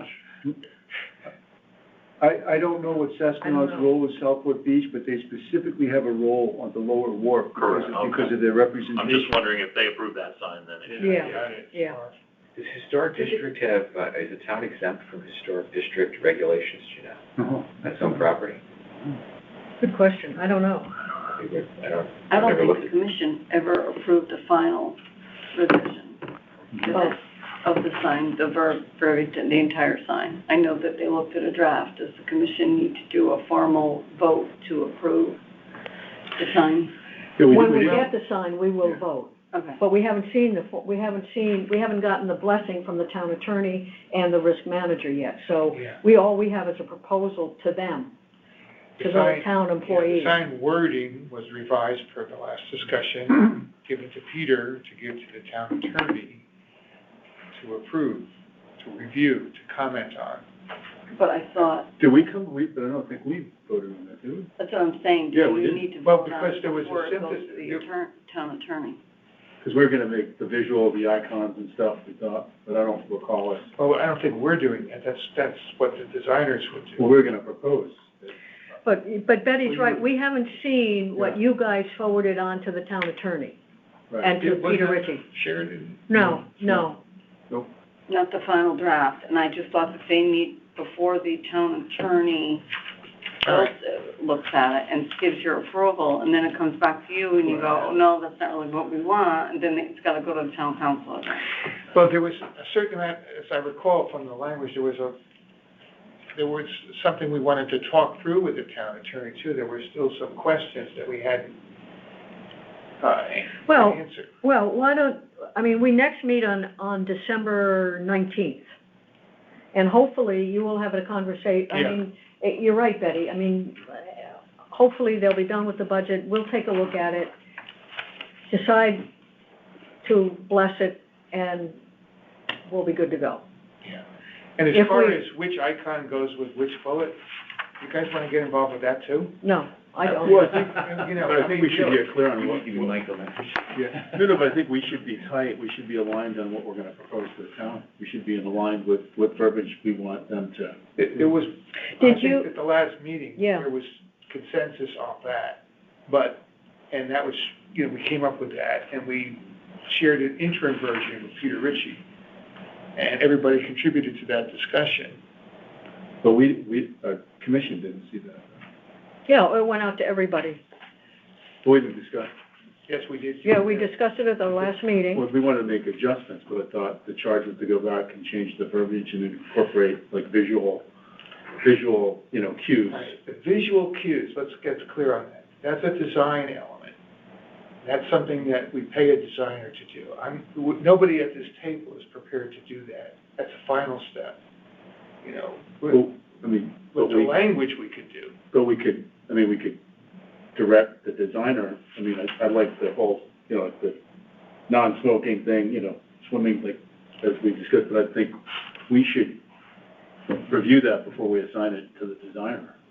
Well, we will, because it'll come back to us after the town attorney and the risk manager have a say, and at that point, we'll okay it. We'll have to show it to Sasquatch. Sasquatch may even have some changes, and we'll have to show it to HDC, and they may have some changes. So we're only sort of halfway there. And that's the whole aesthetic part. Yeah. I think that they'll be more sensitive to that. Yeah. That'll be Yeah, so. But I would like the aesthetics part of this to come, we let us react to a professional designer as opposed to designing it ourselves. Yeah. In terms of the style, I think. The actual design. We're not designers. We can come up with words, react to somebody else's design. I think it's just simply having images that would transmit the message without people who might not speak English or whatever, and like consolidating the verbiage, I think were the points that were I think we recommended that. We recommended that, and that was part of the recommendation that went on to Peter Ritchie. Yeah. So that's. We're gonna do that, but that step hasn't been done yet. That's something whoever designs the sign, this Sign Creations has told us that they would do that for us. We will look at their work product. We will look at exactly what you're saying, and they'll do that for us and react to it. And change the face of the swimmer or whatever, But how else can we do it unless someone else does it for us? And I would think that we should probably see that first before we send it for approvals. Yeah, but it's. It still has to be done not by anybody here, but by somebody we retain. We will. It's not going to go up without us blessing it. And so the quotes that you have so far, was that anticipating that design part? I believe so. The Sign Creations, yes, but, if we're gonna get really complicated, they've said that, there could be a design charge. If it's just bullet points or, the town seal. This is actually the first I'm hearing about, actual individual icons of swimming and fishing and stuff, so I didn't bring that up. I thought we arrived at that last, I think, Jeff, you brought that up, like that's something succinct, and should just have that, instead of reading 12 or 15 words, just having a visual image that would transmit the same. I apologize. I think we reduced the words, but it wouldn't be just visuals. We reduced the number of words, but it wouldn't be just visuals. And that, because otherwise, you needed both. You needed visuals and you needed words to make it. And that's where we are right now. That step is we have to have a discussion with Peter Ritchie, who is the risk manager. Right. This all is about protecting and informing on the risk. emphasis for this whole thing was the deed and the risk. These designers do thousands of signs. I think they know what they're doing. Exactly. Let's just trust them. Exactly. We can overstudy this. Exactly, and one of the issues I'm sure that Peter Ritchie and the town attorney have to decide on is what has to be spelled out in words and what can be reduced to an image. And we can't make that call. That has to come from them. So I'll let them make that decision and let's see what they come up with. There's some legal stuff that has to appear, and they know better than we do what that is. Right? So. In fact, the first draft came from the town. Yeah. It came from the risk manager who consulted with the risk consulting company. So there needs to be language, as well as icons. Yeah. Any other thoughts, questions? I will share the interim version that Peter is looking at now. Well, why don't you, let's wait and see what happens Can't do it between by now and the email, 19th. right? Yeah. Yeah, Send it by email. let's just wait and see what happens by the 19th. Yeah? Oh, I thought the FOI.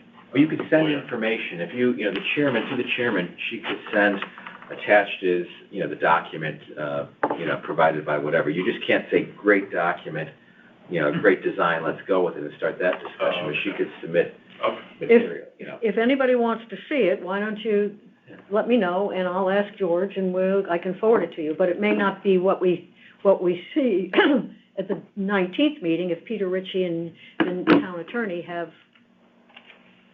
changed it, blessed it, whatever. So, but I would be happy to do that.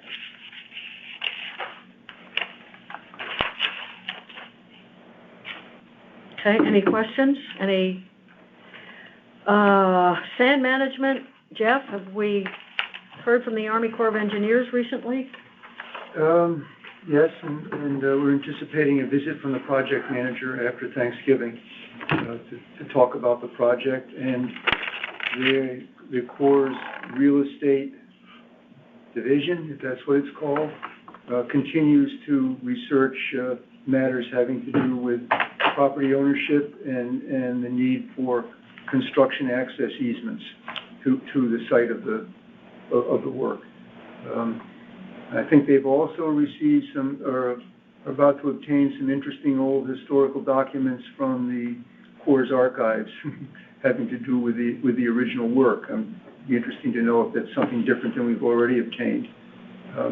And we did get from, we talked about this last week, the permit that was issued to the Country Club of Fairfield by the Army in, I think it was 1915. 1950? 15, because the Country Club was incorporated in 1914, and then they developed plans for filling in the property to the east of the federal wall for the purpose of creating the golf course. And a permit was issued for that. I believe it's 1915. We have that permit now. And the work was actually accomplished, and we have a Corps report that describes the work being accomplished in 1916. With almost 1 million cubic yards of material dredged from the harbor, and also in the vicinity of the outer part of the jetty to create the land that the golf course was built on. It's very interesting. But none of those documents transfer or recede, R-E-C-E-D-E, the federal interest in the jetty or the wall to the Country Club at that time.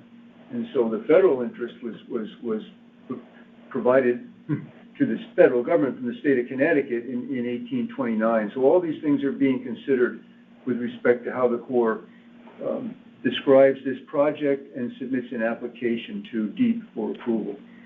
So again, the project manager anticipates, said that she would come down to talk with us and visit sometime after Thanksgiving. And is there anything we should do to prepare? Oh, the other thing that we need to complete is it's called a harbor, I don't know what I do with it now. It's harbor assessment form, but whatever, you have it, Brian, a description of the boats and the uses of the harbor. So Brian has provided the data necessary for to fill out the section having to do with the vessels that the harbor master permits. Right. And the yacht club is describing its services and facilities. So it just basically, it's just to describe how the harbor is used and the facilities that are in the harbor. And it goes along with the requests and the applications for the dredging project. Okay. So and do they want that when she comes down next week, or? Well, I don't think it'll be next week, but yes, it would be good to have that completed. But we have all the information for it.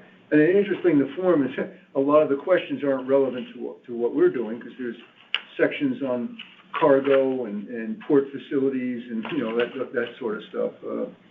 So that we should have that when she comes down. That's a good. That's very good. Okay. What's the name of this? And it's the Harbor Information and Navigation Metrics form. Oh. The names of the local officials, the harbor master, the public facilities, describing any town dock, launching ramp, other things. private facilities. And then also the description of the importance of the harbor to the community, which we've already done in other sections. Right, in other ways. Yeah, so that's good. And we have still no sense of timing. Well, it's not gonna be this year. So we have to hope for, a year from now. The same size. Because there's a process of submitting an application to DEEP. It's already November. Right. And then there's a public notice period that goes along with that. So then we're outside of the dredging window for next spring. And any sense of we still don't know when they're even going to submit their application for a permit to DEEP. No, but apparently the information that they're trying to determine or reach agreement on or whatever is the ownership issue, and to what extent they actually need to get temporary construction access easements to the site. So, okay. And again, this is our project that's been going on since before the harbor was dredged in 2004, when we could not remove that sandbar because of the DEEP's concerns. And we also don't know whether DEEP is going to be more open to a 100-foot width as opposed to a 75-foot width. Well, I think the main concern now, not a concern, issue is where the material will go, the dredge material. Oh, I thought that was, they'd come around to dumping it offshore. That's the plan.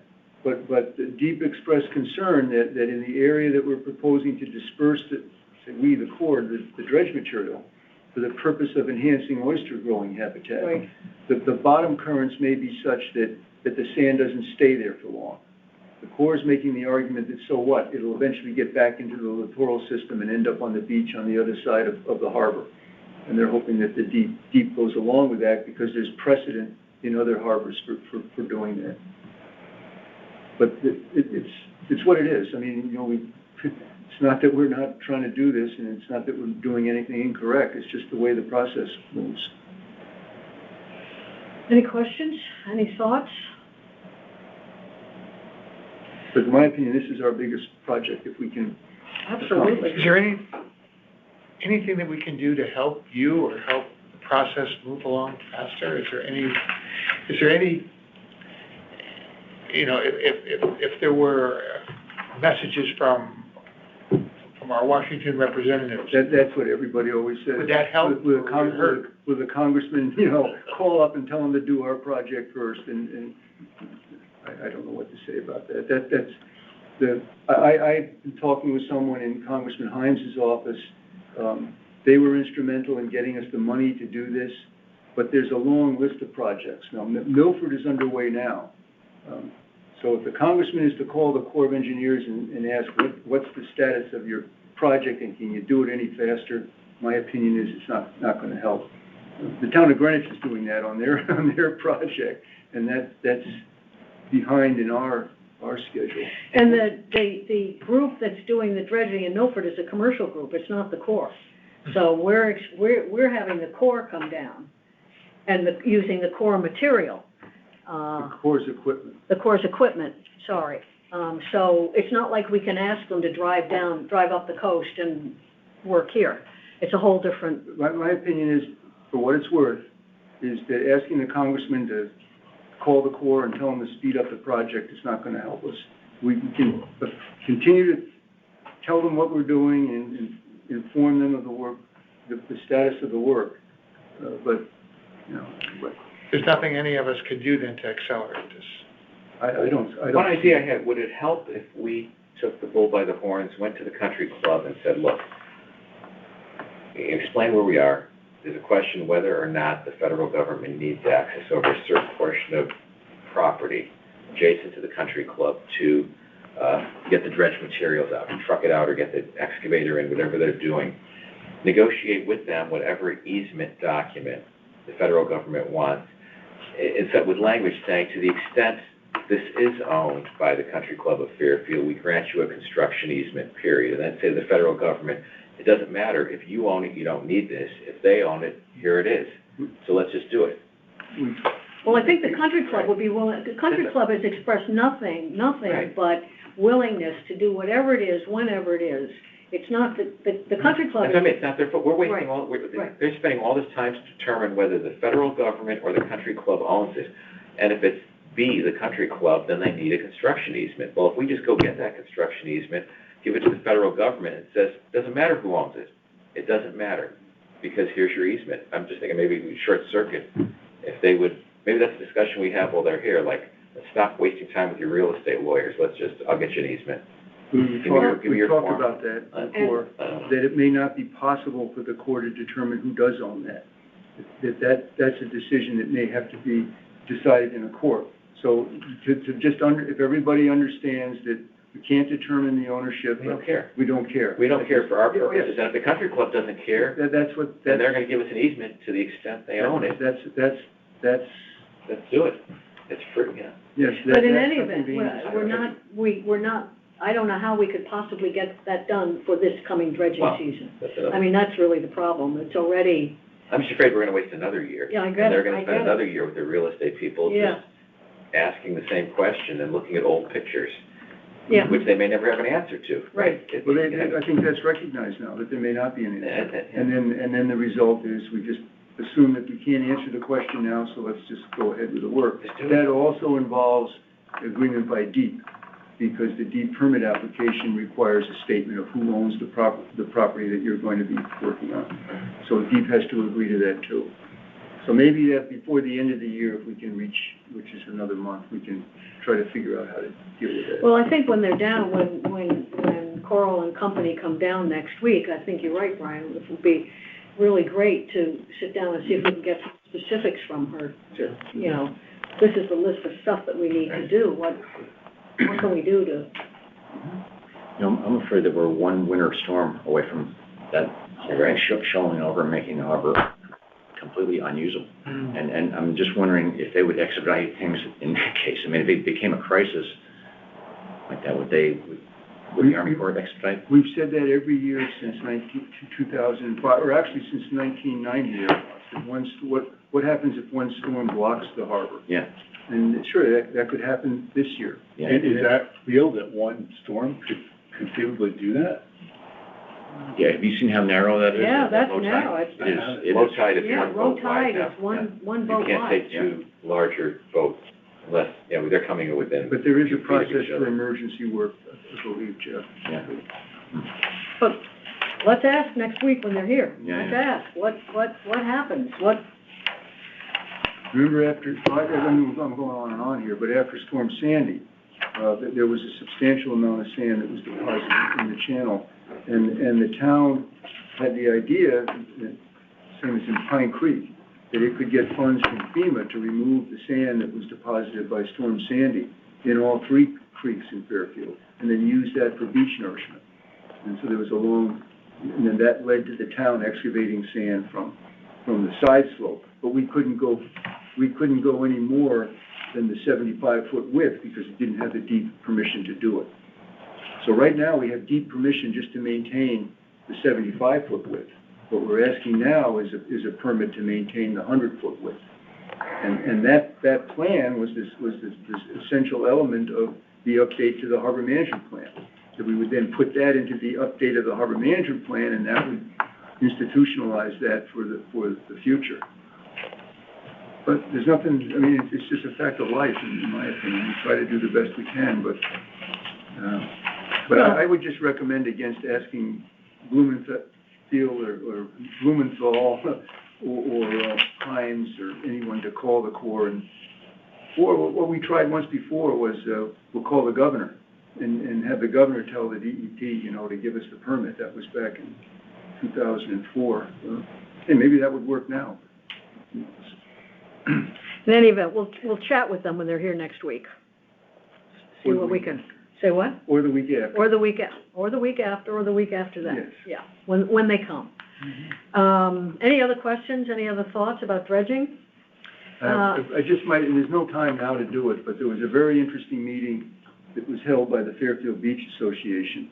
And there was a good discussion about the plans for dredging Pine Creek, or the desire to dredge Pine Creek. and we talked about the history of Pine, a lot of interesting things about the history of Pine Creek, and certainly made the distinction between dredging Pine Creek and what we're doing here in Southport, that it's not, the Corps isn't going to dredge Southport Harbor and then go over and dredge Pine Creek. It was a very interesting discussion for another time. But the meeting was quite good because and there were different discussion groups on different topics.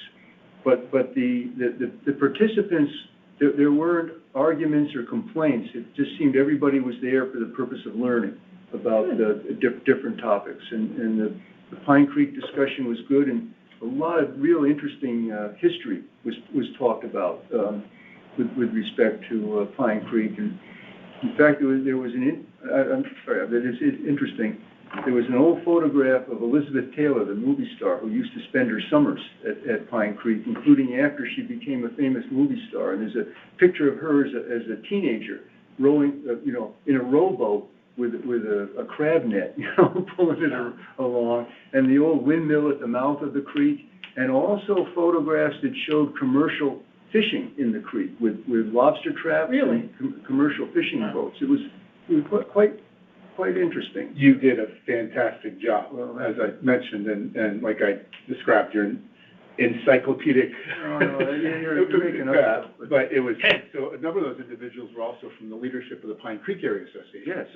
So I'm part of the leadership of both, and it was really, the genesis was for the Fairfield Beach Residents Association to essentially communicate to our community what we're doing, working on a number of those initiatives. And as I had discussed with you many times, that Pine Creek organization is very enthusiastic and optimistic about the reality of dredging, and I thought you would be able to provide a wealth of insights, and you did. And it was, not only did they benefit from everything you shared, but also many members of the Fairfield Beach Residents Association who live along. And there were questions about whether it would be beneficial in any way for the jurisdiction of the Harbor Commission to be expanded to include Pine Creek. It was just an interesting topic. But anyway, we should share some stuff online. But to look at some of the old aerial photographs going back to 1934, when before the hurricane of 1938, when the spit of land went out farther than it does now, but also to look at how the mouth of the creek changes, every year. And I had an old letter that was written by, I get the name, Mr. Party. I found it in the Conservation Department files. But he describes his conditions at Pine Creek going back to 1917, when he bought his mother a house because she was suffering from rheumatism or something, and the doctors thought it would be good to live by the shore. And talking about the difficulty, and there were only a few cottages then, and being able to drive down to get to the cottages, and they didn't have running water at first, and it was quite interesting historical account. Well, anyway, I'm taking too much time. But is that one of those when there was a doctor in New York? I think the letter was from New York. I sent them, I think, to you and Tom Stanky. It was after this horrible storm. This wasn't a doctor writing this letter. It was an owner. It was an owner, and it was somebody that was involved in the Pine Creek Volunteer Fire Station. Okay, I'm going to find those letters. It'd be great if you would mind.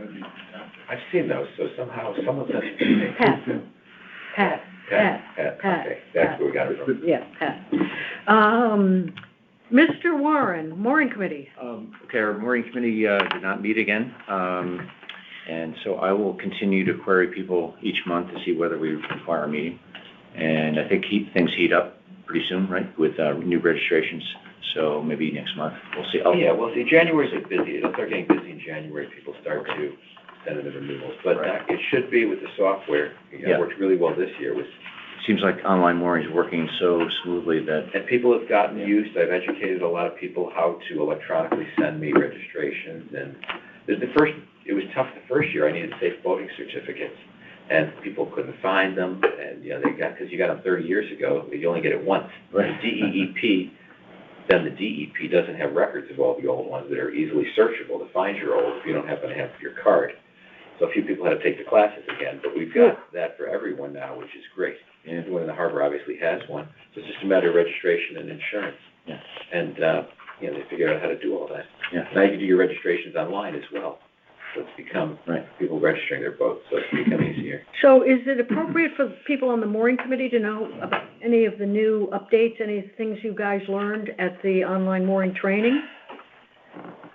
I mean... Yeah, I mean, what did they teach us is new? There's a new interface where you can, there's two categories that you can, one of them doesn't affect us.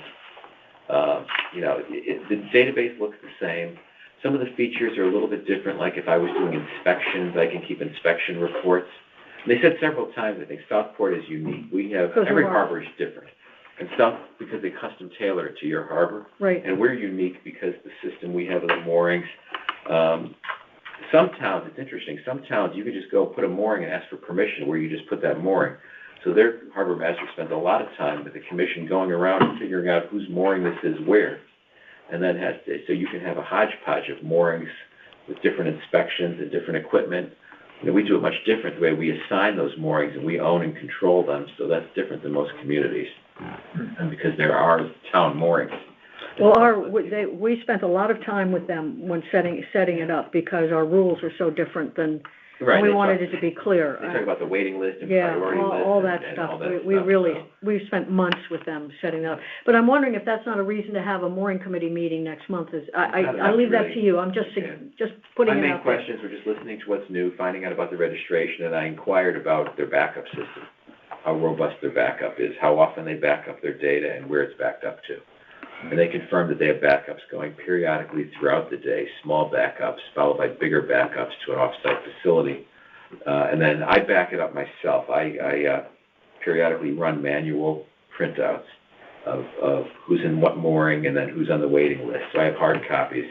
God forbid they lost everything, and we lost everything. At least we have an old sheet that shows us what the current list looks like, so we have some idea. It's a safety, belt and suspender kind of thing. So. Any questions about mooring committee business? Okay, any new business? Jeff? Couple of things I think are of importance. The town, I believe, has selected a contractor for the Perry Green bulkhead replacement project. And so the engineering department anticipates having a pre-construction meeting after either before the end of next week or in early December. And we talked about the need for for the manager of Mr. Engborg from the Yacht Club to be a participant in that meeting, because the work may affect the Yacht Club's, which is connected to the wall, and also the harbor master being a participant in the meeting as well.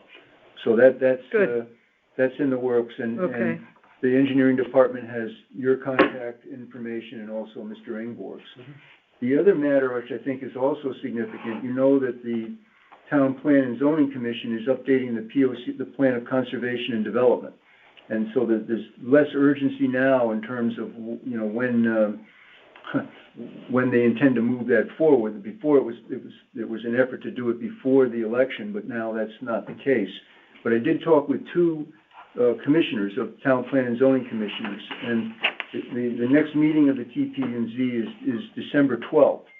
And they thought it would be appropriate for the Harbor Commission to write a preliminary letter to the TP&Z expressing its interest in the POCD and asking, recommending or requesting that the POCD should reference the Harbor Management Plan, and I'm just making this up here as we talk, as the adopted town plan guiding the safe and beneficial use of Southport Harbor and the conservation of harbor resources, that the POCD should support the effective implementation of the plan and the role and authorities of the Harbor Management Commission as specified in the statutes and the town code, and then also leave open that we provide more detailed information later on. But they thought that would be good to have on the record when the TP&Z convenes again on December 12th. So this letter would go before the 12th of December? Yes, so that's what I said I would bring this up to the commission to see if the commission would agree to providing the chair to provide those comments that I just mentioned. Which is to say that the harbor management plan would become referred to by the POCD. Would be referenced, as you said, as the formal town plan for the guiding Southport Harbor, and also the POCD Actually, the harbor management plan has just as much, if not more, legal weight than the POCD. It's just, its focus is on the waterward of mean high water, but it's essentially the equivalent of the POCD. And the two plans are linked because also the commission is supposed to get referrals from TPZ for any land use projects that might affect the harbor. That's part of the commission's authority. And as you recall, we didn't, for the subdevelopment at Kensey Point, we pointed out for the bulkhead. Exide project too. The Exide property and the bulkhead at Perry Green, they didn't let us know about the hearing. So, in my opinion, all the more reason to ask them to officially, in the POCD, recognize our plan. Recognize and support its implementation in the commission's authority. Right, and by way our authority and need for us to be consultants. Do we need a motion on that, or can Why we don't just we? do it? Yeah. So, I move we compose a letter to the TPC to reference our harbor management plan and make sure that it's included in their POCD, which is now in development. Can I have a second? I'll second. Bill seconds. All in favor? Aye. Aye. Aye. So let's do it. Let's do it. And we'll decide who signs it. Compose letter to the TPC that references the harbor management plan in the POCD and the authority of the Management Commission in reviewing matters related to the Mill River and Southport Harbor that come before the TPZ. Mm-hmm. Right.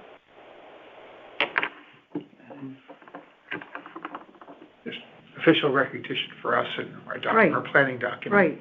As Important. discussed at this meeting. Right. Important.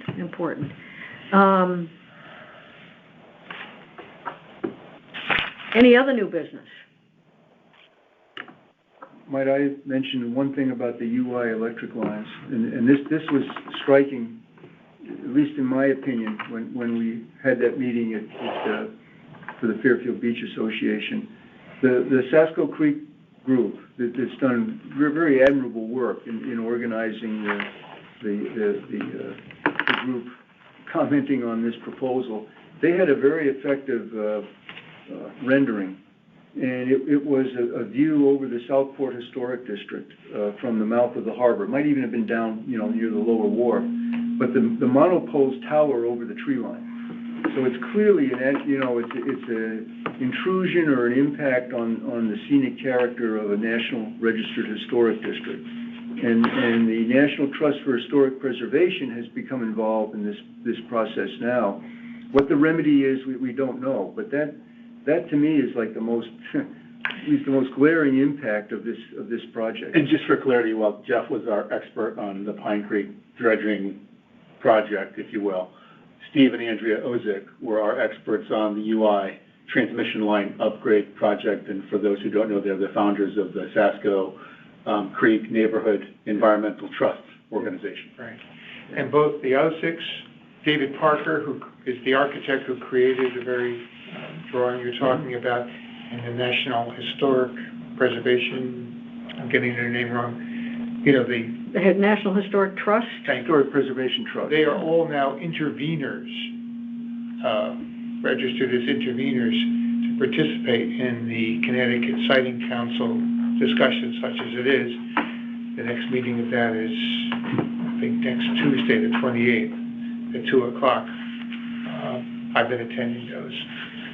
And just so that I have been active consulting with them on communication and public relations matters, but I'm going to have to step back from that. I think coming into what I'm going to be coming into, I can't be as involved as I have, but I will be in the background. Thank you, Don. Well, it's clearly a major, again, I don't know what the remedy is, but it's I think the certainly remedy, a major intrusion. Suffice it to say, I think if you have the time to watch any of the Connecticut Siting Council Zoom meetings, which can either engage you or put you to sleep. Or extremely irritate you. They are irritating, and I think, suffice it to say, there are questions of due process that come up often. Yes. That I think will be heard again. Yes. Interesting. Those are the grounds for appeal. Sure. Sure. Any comment from the public? If I may, Madam Chair, it's late, and I hate to bring up the sign, but last meeting, there was a very, very brief discussion about fishermen using the wharf before, and during, and after opening and closing hours. I don't know that it's all that significant or not, but I thought I'd just bring it up again for the attention of the commissioners who are working on the sign. And I offer my congratulations to the new officers and thank those who have served and those of us who are going to enjoy, I hope, a very, very happy Thanksgiving. Thank you all. Thank you, Pat. Thank you. Any other public comment? At 6:30, could I have a motion to adjourn? I'll make the motion. Bill moves. Second. Jeff seconds. All in favor? Aye. Super. Our next meeting is December 19th. We'll see you then.